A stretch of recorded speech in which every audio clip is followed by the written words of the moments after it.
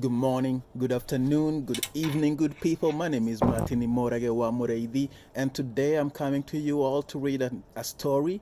It's a new series that I'm starting. It's from this book called Everyday Millionaires by Chris Hogan. And in this book, he has little short stories from everyday millionaires.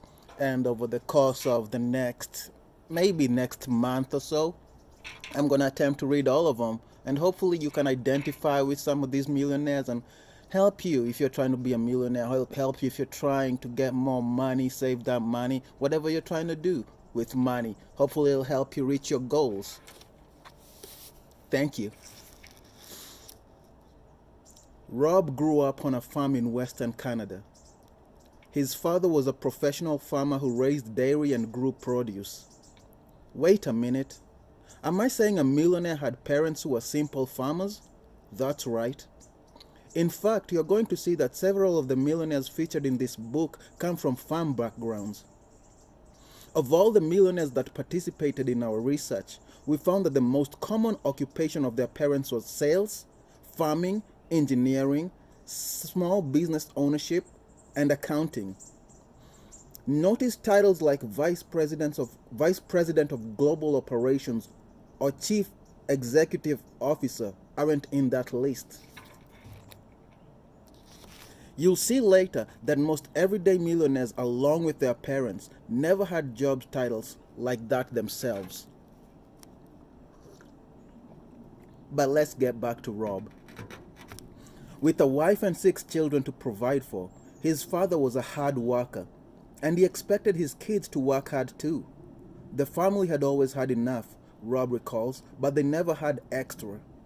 For example, Rob says they always had food to eat, but there were several Christmases without many gifts. He got one new pair of pants to wear to school each year, and those pants became work clothes at the end of the school year. Any minute he wasn't in school or studying, Rob was working in the farm with his family. He took this intense work ethic to college, where he developed a passion for learning. Of course, his family had no money to send him to college, so he was on his own financially. He worked hard every summer to pay the next year's tuition bills, and he worked during the school year for living expenses. Forced to manage his money so carefully, Rob developed a lifelong commitment to saving money. Today, when people ask him his secret to building wealth, he falls back on one of the first financial principles he ever learned: basic saving. If you spend more than you make, he says, you will never get rich.